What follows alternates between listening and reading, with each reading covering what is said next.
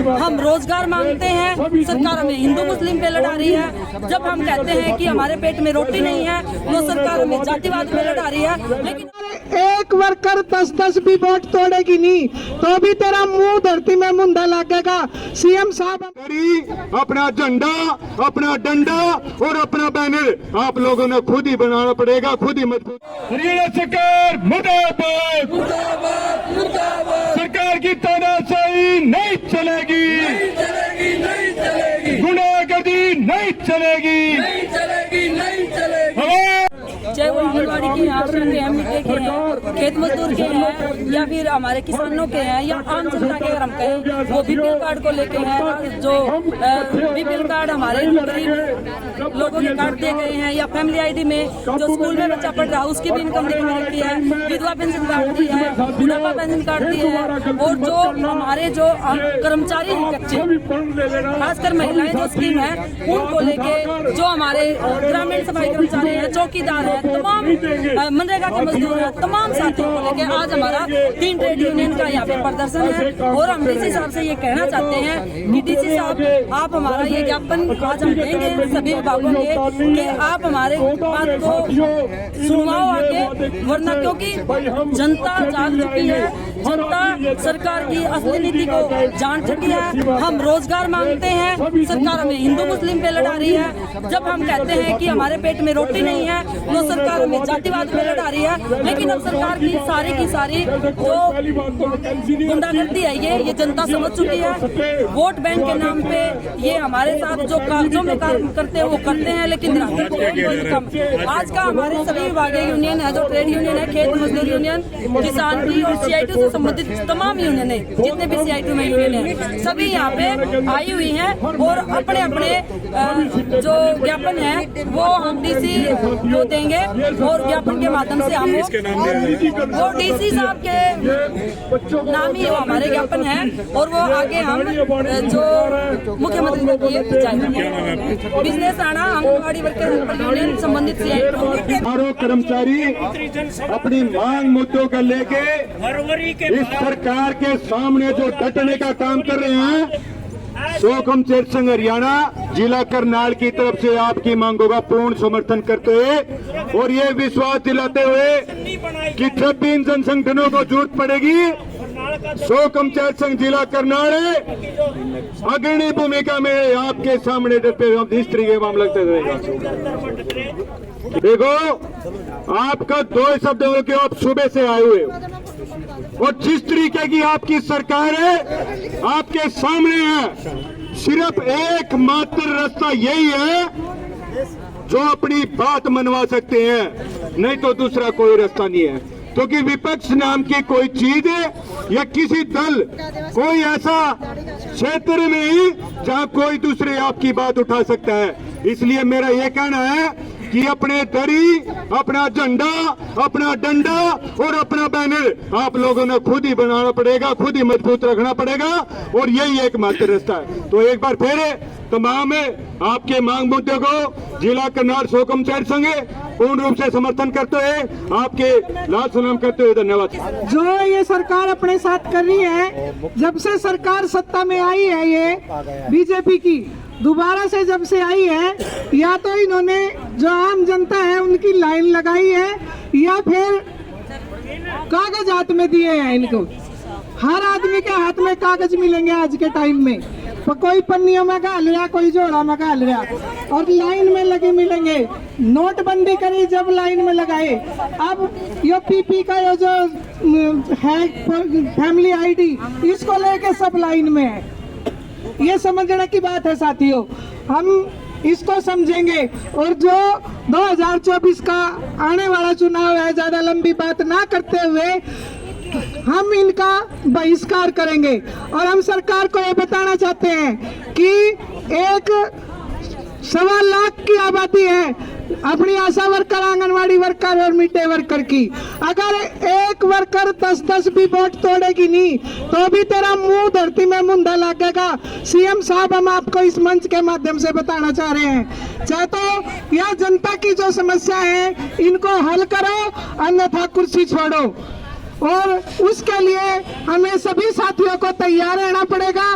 5 तारीख का जो दिल्ली अपना प्रोग्राम है उसमें सभी साथियों को बढ़ चढ़ कर हिस्सा लेना पड़ेगा, चाहे वो कुछ भी कोई भी मजदूर हो, परियोजना कर्मी हो, सरकारी कर्मचारी हो, मतलब सभी साथी उसमें जाएंगे, चाहे वो मजदूर हो, चाहे मनरेगा का हो, चाहे सफाई कर्मचारी हो। और पूरी दिल्ली में जाके मोदी जी को बताएंगे कि हम क्या ताकत रखते हैं और क्या कर सकते हैं। लड़ाई बहुत ज्यादा लड़नी पड़ेगी, तभी इस सरकार से जीत सकते हैं। भी हमारे गांव से भी मनरेगा की महिलाएं, खेत मजदूर यूनियन की महिलाएं यहाँ पे पहुंची है और लगातार 8-9 सालों से हमारी कोई सी भी योजना है, परियोजना है, यूनियन है, सड़कों पे ही बिठा रखी है इस सरकार ने। हम इस सरकार की घोर निंदा करते हैं और आप लोगों की मांगों का समर्थन करते हुए आप सबका धन्यवाद करते हैं और 2 नारों का आप लोगों से सहयोग करते हैं। इनकलाब जिंदाबाद, जिंदाबाद, जिंदाबाद, लड़ते साथी जिंदाबाद, जिंदाबाद, जिंदाबाद, आवाज दो, आवाज दो। धन्यवाद। आज तक नहीं हुआ। खेत मजदूर यूनियन की कोई दिहाड़ी तय नहीं, मनरेगा मजदूरों को काम नहीं, दिहाड़ी कब दे रहे हैं। और ऐसी साथियों ये परियोजना कर दी, ध्यान से सुनने की बात है। मस्टोल पे, मस्टोल का मतलब विभाग सीधी हाजिरी लगाता है कॉन्ट्रैक्टर की बजाय, तो हमारी मांग है भी इनको भी मस्टोल पे किया जाए। दूसरा, आशा वर्कर साथियों, सरकार ये चाहती है आशा वर्कर जो इनका स्वास्थ्य देखने का काम है, बच्चों का, गर्भवती महिलाओं का, दूध पिलाने वाली माताएं, इनका काम है, उसकी बजाय इनको इतने सर्वे दे दिए, इनको पीपी का सर्वे।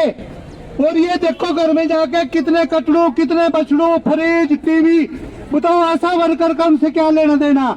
जो इनका खुद का काम है उसकी बजाय इतने सर्वे दे दिए। 4000 रुपए मिलते हैं मात्र, वो भी इकट्ठे नहीं मिलते, केंद्र के मिल गए तो राज्य के नहीं मिलते, राज्य के मिल गए केंद्र के। हमें यही नहीं पता लगता आशा वर्कर की तनख्वाह 4000 है भी या नहीं, और वो भी 6-6 महीने 7-7 महीने नहीं मिलती। साथियों, हमारी ये अपील है सरकार से कि इनका जो काम है आशा वर्कर का, ये वही काम करेंगी और इनका न्यूनतम वेतन 26,000 रुपए जो सरकार ने तय कर रखा है वो दो।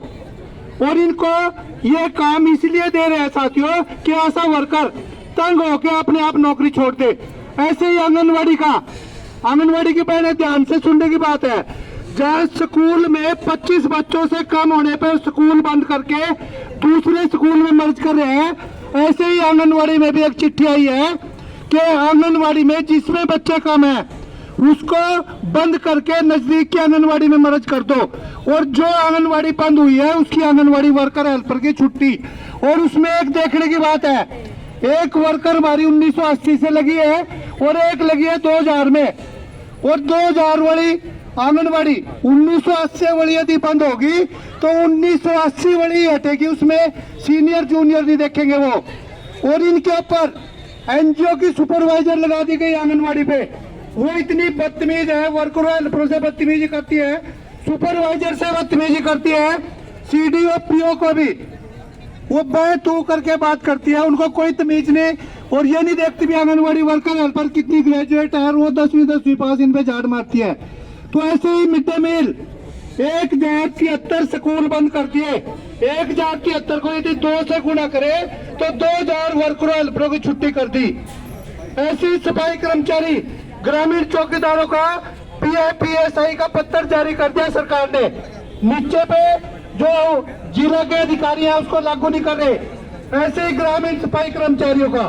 साथियों, ये प्रोग्राम सारे को तैयारी करते हुए 15 मार्च के बाद 15 से 30 तारीख तक मार्च में स्टेट से जत्थे आएंगे और वो गांव वाइज हर एक ब्लॉक में गांव वाइज बड़ी मीटिंगें करेंगे और उसमें जिम्मेवारी बनती है खेत मजदूर, किसान, सीटों से संबंधित सभी संगठन गांव में बड़ी मीटिंग करवाएंगे। और ये तैयारी करते हुए 5 तारीख को दिल्ली में पूरे देश के कम से कम 6-7 लाख मजदूर, किसान और जो सीटों से संबंधित जितने भी संगठन है वहां पे जाएंगे। और मोदी साहब जो हमारी चिंता कम कर रहे हैं और 2024 के चुनाव में और जिन 9 राज्यों में अब चुनाव है उनकी तैयारी में सरकार लगी है, उनको किसी मजदूर से, किसान से, किसी परियोजना कर्मी से, किसी से कोई लेना देना नहीं। तो अब हमारी जिम्मेवारियां बनती है, ये मांग जो हम 26,000 की मांग करते हैं ना, ये तब रहेगी यदि हमारा विभाग बचेगा, नौकरी बचेगी। तो इसलिए ज्यादा बात न करते हुए आप साथियों ने इतनी संख्या में भागीदारी की है, उसके लिए सभी का, मजदूरों का, किसानों का, परियोजना कर्मियों का, वन मजदूर, सफाई कर्मचारी, चौकीदारों का, इस जो मंडल हमारे था अध्यक्ष मंडल, उसकी ओर से सभी का धन्यवाद करते हुए और